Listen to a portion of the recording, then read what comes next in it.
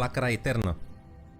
Cascada, aflată în rezervația naturală Shell Creek din Statele Unite, este cu adevărat un mister științific pentru omenire.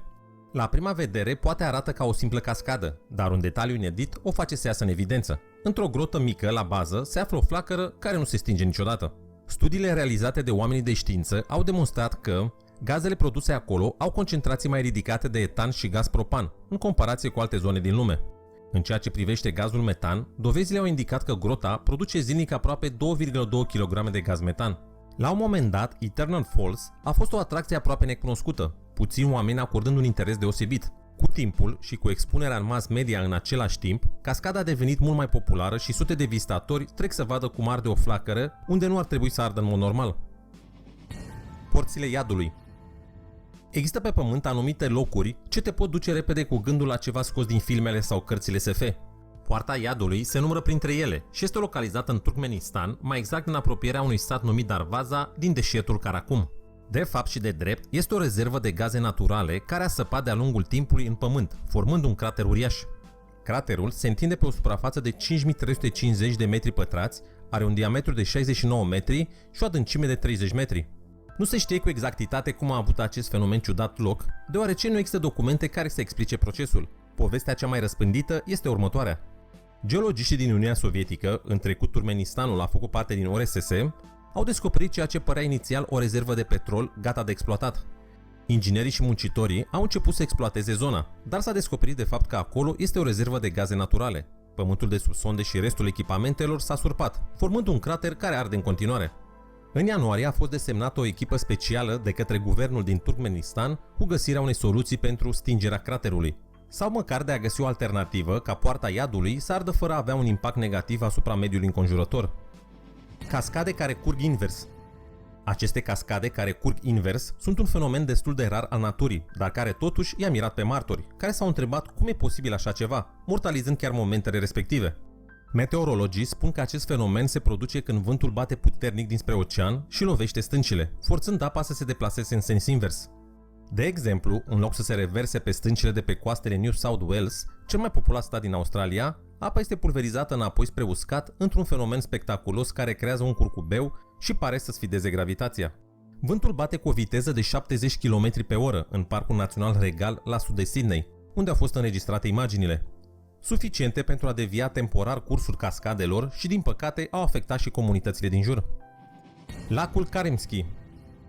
În Rusia, mai exact în peninsula Kamchatka, există un lac acid, o adevărată capcană mortală pentru cei care ar dori să se scalde în apa lui limpede. Lacul Karymsky este un lac format într-un crater în apropierea vulcanului cu același nume, situat în peninsula Kamchatka din Rusia.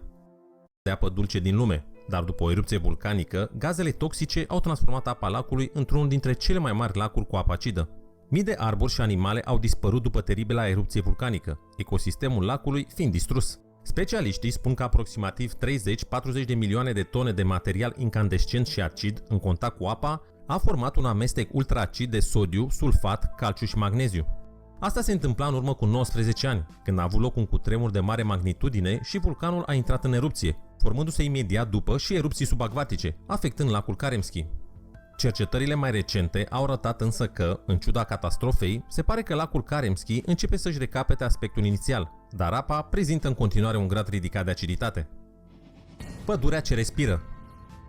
Imagine surprinse într-o pădure din Sacré-Cœur, Quebec, arată cum solul acoperit de mușchi se ridică și coboară cu tot cu copacii de deasupra.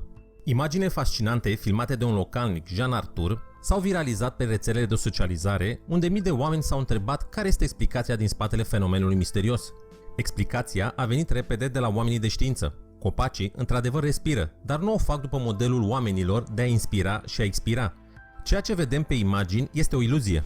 În realitate, la ploi puternice însoțite de vijelii, solul devine saturat, se înmoaie și își pierde din coeziune. Altfel zis, rădăcinile copacilor joacă în pământ, iar când vijeliile lovesc coroana arborilor, rădăcinile se ridică în solul moare și umed, apoi coboară, rezultând scena filmată. Deși pare ciudat, fenomenul se întâmplă mai des decât ne-am putea imagina. Cascada Sângelui. Cercetătorii din Antarctica au descoperit pentru prima oară o stâncă pătată cu apă roșie în 1911. Aceștia au presupus inițial că algele roșii au fost responsabile pentru culoare. Locul a devenit rapid cunoscut sub denumirea de Blood Falls, deși s-a dovedit în ultimii ani că nu era nici despre sânge, nici despre alge. Blood Falls este rezultatul umezirii încetinite a apei sărate bogate în fier care oxidează în contact cu aerul, la fel ca rugina. Apa este atât de sărată încât este mai precis descrisă ca o soluție salină. Cascada este situată la capătul nordic al ghețarului Taylor, ce se întinde pe o distanță de peste 100 de kilometri prin munții transantarctici. Când ghețarul se extindea de-a lungul continentului înghețat, cu 1 milion de ani în urmă, el a prins un mic lac de apă sărată în nenumărate straturi de zăpadă și gheață. Apa sărată a devenit din ce în ce mai concentrată, până când soluția salină a devenit sărată pentru a îngheța la temperaturi regulate. Acest lac de sare subglacial a primit constant adaos de fier de la roca de bază, acest lucru oferindu-i culoarea sângerie. Gravity Hill.